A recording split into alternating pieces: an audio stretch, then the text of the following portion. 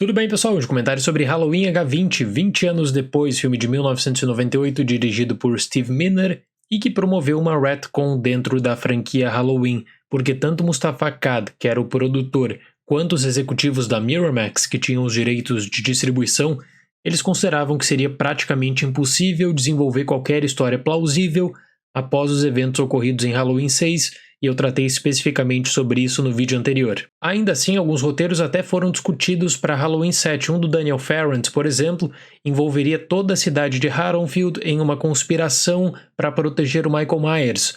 Outro roteiro estudado para Halloween 7 era de um assassino que imitaria o Michael Myers até aparecer o Michael Myers.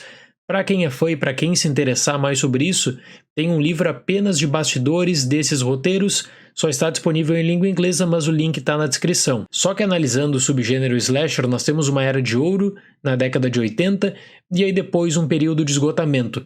Existe um novo interesse, o interesse graças a Scream, Pânico, e Halloween H20 aproveita disso também. E essa história de Pânico é muito curiosa, e assim que acabar os vídeos da franquia Halloween eu vou discutir sobre Pânico aqui no canal, mas o seguinte, os produtores eles pegam como base Halloween de 78 e o impacto é tão grande que eles acabam influenciando diretamente a produção de Halloween H20 de 1998. E se você analisar a própria história da franquia Halloween, se você está acompanhando os vídeos aqui do canal, desde Halloween 2 os produtores buscavam esse alinhamento com tendências da época, seja com Sexta-feira 13 e as suas diversas continuações, seja no caso de explorar o seu protagonista, no caso Michael Myers.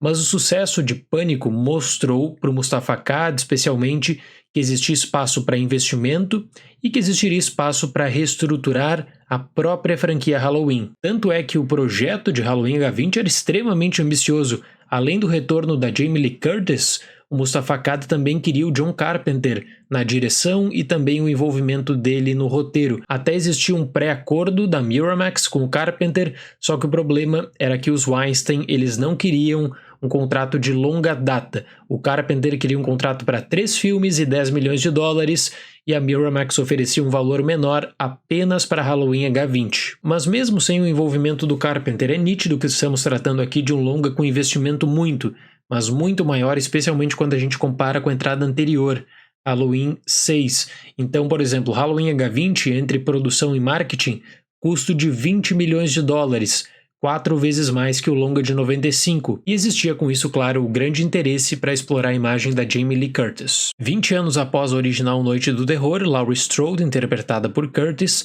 tem uma nova identidade e atua como diretora de uma escola. Mas Michael Myers descobre o seu paradeiro e decide ir atrás dela novamente, agora também envolvendo a sua nova família. Halloween H20 descarta os eventos de Halloween 4, 5 e 6 e com isso presta muitos tributos, especialmente ao Halloween de 78 e também a Halloween 2 de 1981. Fora isso, graças à influência do diretor Steve Miner, que dirigiu filmes da franquia Sexta-feira 13, nós temos referências a vários outros slashers, seja Pânico, seja o próprio Sexta-feira 13. Eu particularmente acho interessante a forma como o filme trata sobre o trauma da Laurie Strode, porque se você tem um longo espaçamento, você precisaria criar algum tipo de conexão com o público e eles fazem isso na história. E Halloween H20 é um filme extremamente curto, com menos de 1h30 de duração, que investe no mínimo meia hora para situar toda a nova realidade da Laurie Strode, seu relacionamento, sua rotina. Mas até daria para falar que existe um desequilíbrio no tratamento do Michael Myers e no envolvimento dele com a história,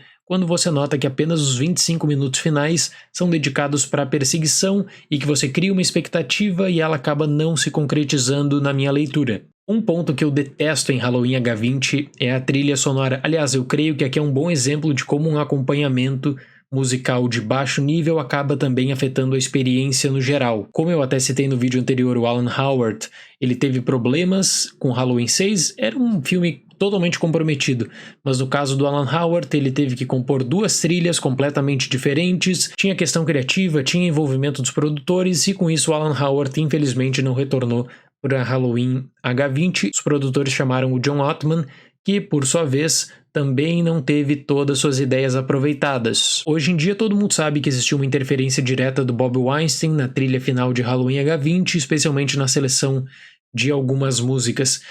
Você até poderia reclamar da história em todos os filmes da franquia Halloween tirando o Halloween de 78. Você poderia falar dos furos de Halloween 2, de como o Halloween 3 era um projeto à parte que nem deveria se chamar Halloween para começo de conversa, aí os problemas de 4, 5 e 6.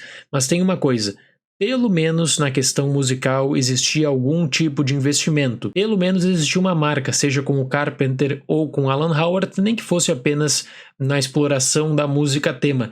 Isso não ocorre em Halloween H20. Sobre a história em si, eu faço a seguinte leitura. Esse filme era um filme em comemoração à franquia, então por isso que é um filme repleto de referências, é um filme que tem até algumas surpresas bem interessantes. Só que o que eu sempre estranhei, e que eu reparei novamente ao revisitar esse filme para essa crítica, é que nós estamos falando aqui de uma produção com investimento relativamente alto, que é basicamente montada em torno da Jamie Lee Curtis, e isso é uma decisão criativa compreensível. Só que com isso eles acabam esquecendo durante vários momentos o protagonista, quem sustentou a franquia Halloween até então, Michael Myers. Se eles tivessem um cuidado maior, eu acho que a experiência no geral também seria melhor. Um bom caminho seria seguir o modelo do Michael Myers, o Halloween de 78. Mas para a questão de entretenimento, você tem aqui uma boa opção. Eu acho que isso é indiscutível para quem é fã da franquia Halloween. Mesmo com todas as falhas e com algumas questões implausíveis, você tem uma boa cena de perseguição, você tem bons tributos. E eu creio que o filme foi pensado para dar um fim na storyline tradicional e que conseguiu na época também esse impacto. Claro que hoje em dia, quando a gente for analisar, a gente já sabe o desastre que viria a seguir, mas pro período, para 1998, creio que essa foi a melhor decisão. Então, no geral, para mim, uma boa experiência, melhor que Halloween 4, 5 e 6. Peca bastante por avançar em uma narrativa secundária, e aí que eu poderia fazer um outro adendo, que é totalmente descartável, que segue o John, que é o personagem interpretado pelo Josh Hartnett e o seu grupo. Eu fecho o Halloween H20 com a nota 6.